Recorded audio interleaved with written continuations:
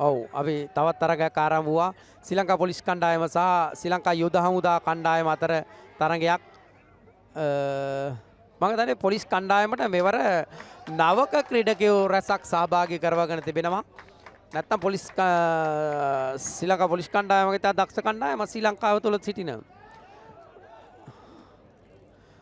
මතක් කළ යුතුයි ඒ පුහුණුකාරීත්වය දරන්නේ අපේ කලින් ශ්‍රී ලංකා පොලිස් කණ්ඩායම නියෝජනය කරපු ක්‍රීඩකයෙක්.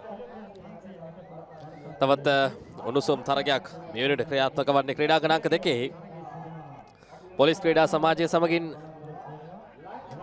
යුද හමුදා කණ්ඩායම බලමු ජයග්‍රහණය කුමන කණ්ඩායම් දෙසට දෝඩන්නේ යුද පොලිස් ක්‍රීඩා සමාජය දැන් තරගෙන් තරමක් මේ තරග වටේ තුල මදක් ඈතට යන ආකාරයක් අපිට පෙනෙන්න තිබෙන යුද හමුදා කණ්ඩායම උන්ගේ වෘත්තිමය ස්වභාවය යලි යලිත් වඩාත් කැපී පෙනෙන අන්දමින් භාවිත කරන ආකාරයක් තිබෙන්නේ.